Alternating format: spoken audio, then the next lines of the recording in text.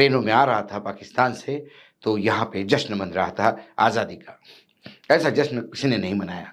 थोड़ा इतिहास पढ़े और वस्तुस्थिति देखे तो आज़ादी की बाद जो पीड़ा उठाई है, इसलिए आज़ाद भारत होने के बाद भी भारत के सामने इतनी विभिन्न समस्याएं थी, उस समस्या से देश जूझ रहा था।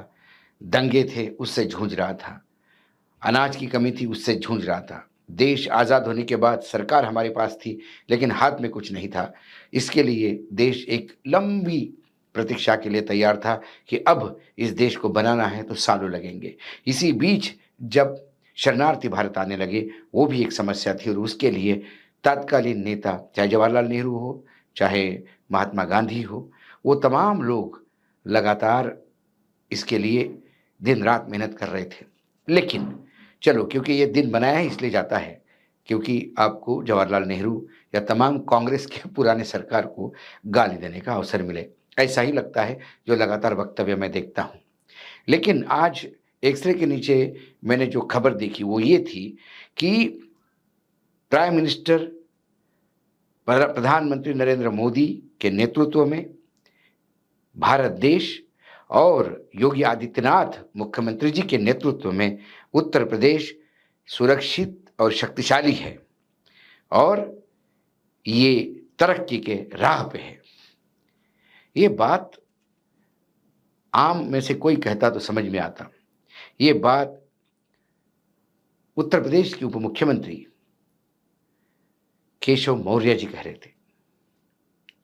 अब यही मौर्य साहब पिछले 4 महीने से, या पिछले जब से जून के नतीजे आ गए तब से लगातार योगी सरकार के खिलाफ फ्रंट खोले हुए हैं कि ये सरकार नहीं चल रही है, बाबू का काम कर रहे हैं, सरकार में लॉ एंड ऑर्डर नहीं है, सरकार में पिछड़ों के ऊपर अन्याय हो रहा है। तमाम रोज एक नया आरोप इस सरकार पे वो लगाते रहे जिसका वो स्वयं हिस्सा थे।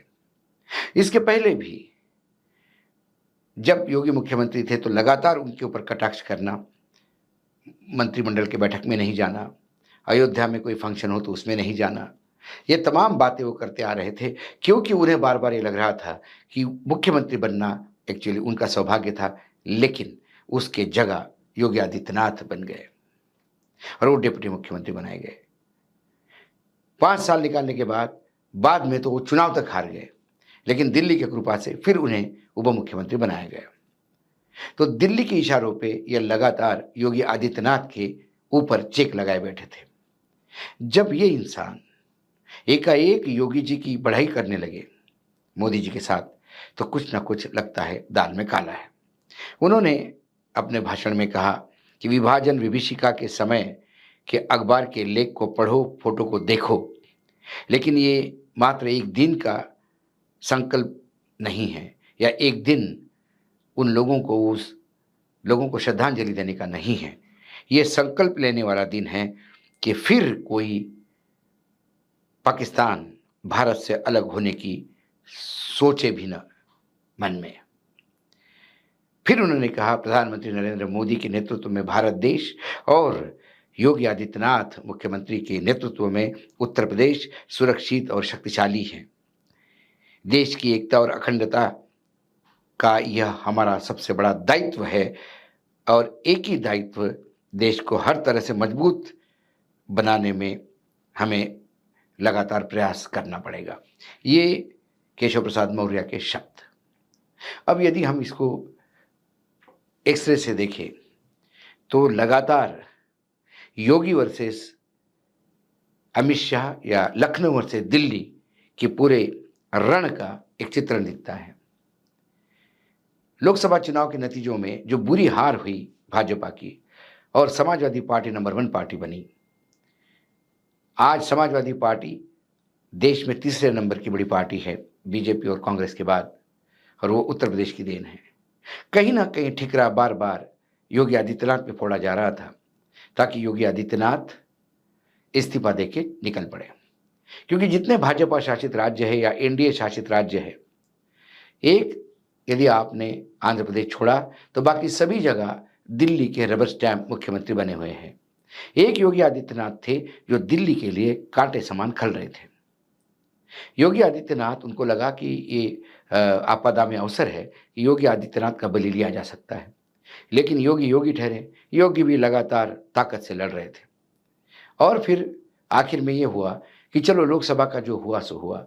ये जो बाई इलेक्शंस है 10 जगह जो विधानसभा के, जो आने वाले विधानसभाओं के साथ होंगे, जब महाराष्ट्र, झारखंड, हरियाणा, जम्मू कश्मीर के चुनाव होंगे, उसी के साथ ये 10 चुनाव होंगे। तो उसमें योगी जी को फ्री हैंड दिया, आप जितवा के लाइए और फिर बताइए कि आप में ताकत है। आप होते तो लोकसभा भी जितवा के लाते। अब योगी जी के लिए बड़ा टास्क है, क्योंकि उन 10 में से 3 पे बीजेपी है, 2 पे उनके सहयोगी दल है, बाकी समाजवादी पार्टी के पास है। जो भाजपा के 3 है, उसमें भी फूलपुर की एक कॉन्स्टिट्यूंसी है, जहां भाजपा लोकसभा की अनुशंसा से देखा जाए तो हारी हुई है। फिर योगी आदित्यनाथ ने 30 मंत्रियों को उसमें झोंक दिया। एक-एक कॉन्स्टिट्यूंसी पे 2-2 मंत्री की ड्यूटी लगा दी। खुद चक्कर काट रहे हैं, लेकिन बहुत स्मार्टली उन्होंने केशव प्रसाद मौर्य की ड्यूटी फूलपुर पे लगाई, जो बीजेपी का क्षेत्र तो है, लेकिन वहां लोकसभा की अनुशंसा से बीजेपी हारती है। यदि वो हार गई सीट, तो ये ठिकरा फिर केशव प्रसाद मौर्य पे फूटेगा। बड़ा ठिकरा तो इनके सर पे फूटेगा, लेकिन फिर हम तो मरेंगे सनम, आपको भी लेके डूबेंगे। इसी तरह से उन्होंने केशव प्रसाद मौर्य की वहां ड्यूटी लगाई, और दूसरे उप मुख्यमंत्री जो है पाठक साहब, उनकी ड्यूटी उन्होंने उस विधानसभा क्षेत्र में लगाई जो आज तक बीजेपी कभी जीती नहीं, जिसको अखिलेश यादव रिप्रेजेंट करते थे। दोनों को 2 जगह पे फंसा दिया। दिल्ली वालों को भी समझ में आ गया कि तकलीफ है। ऊपर दिल्ली कभी लखनऊ से लड़ने के बजाय अब उनको अपने साथियों को भी संभालना मुश्किल हो गया, क्योंकि वक्फ बोर्ड का बिल और जो डिजिटल मीडिया को कंट्रोल करने का जो बिल आया था, प्रसारण बिल, उन दोनों को उनको विड्रॉ करना पड़ा, पीछे हाथ खींचने पड़े, क्योंकि कहीं ना कहीं सहयोगी जो जितने भी थे एनडीए के, उन्होंने आंखें दिखाई। ये पहली बार हुआ कि नरेंद्र मोदी और अमित शाह किसी अल्पमत की सरकार चला रहे हैं। उन्हें ये आदत नहीं है आंखें देखने की, और जब आंखें दिखी तो उनको विड्रॉ करना पड़ा। एक मुसीबत यहाँ, दूसरा फ्रंट खुला है यूपी में, तीसरा संघ की तरफ, तो शायद अब दिल्ली के नेता भी कहीं ना कहीं कॉम्प्रोमाइजिंग मूड में है। यदि दिल्ली लखनऊ से कॉम्प्रोमाइज करता है, दिल्ली लखनऊ को ढीला छोड़ देता है, या लखनऊ से अपना जो युद्ध की तलवारें खींची थी वो मैन कर देते हैं, ऐसे में केशव प्रसाद मौर्य को सिवाय इसके कोई चारा नहीं बचता कि वो योगी के सामने नतमस्तक हो। आज उनका ये जो भाषण था और जो योगी की प्रशंसा उन्होंने की, वो कई महीनों के बाद उनके मुंह से योगी के प्रति प्रशंसा सुनाई दी कि योगी के नेतृत्व में उत्तर प्रदेश मजबूत है। ये बताना उनको पड़ा, क्योंकि वो भी भाप गए कि दिल्ली अब ज़्यादा साथ नहीं देगी। ज़्यादा योगी को परेशान करेंगे तो फिर अपने को सीट गंवानी पड़ेगी। विधानसभा तो पहले ही हार गए, उप मुख्यमंत्री पद भी जाएगा।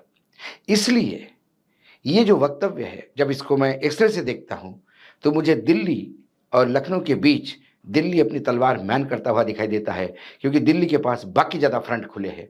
उन्हें अब राष्ट्रीय अध्यक्ष का चुनाव बहुत अहम हो गया है, क्योंकि संघ बिल्कुल गले पे आके बैठा है। वहाँ संसद में बाकी बिल पास करवाना भी अब टेढ़ी खीर हो गई है।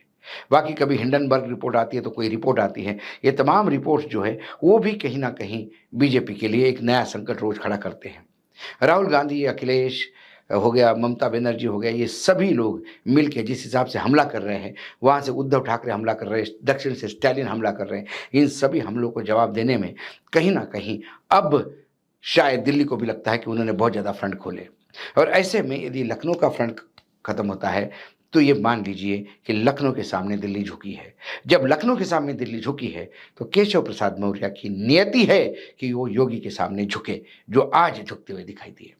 जब मैंने इस तरह से देखा तो मुझे ये पूरी खबर ऐसे विश्लेषित होते हुए दिखाई दी, इसीलिए मैंने आपके सामने लाई। आज इतना ही, कल फिर आऊँगा किसी विषय के साथ, तब तक के लिए नमस्कार। लेकिन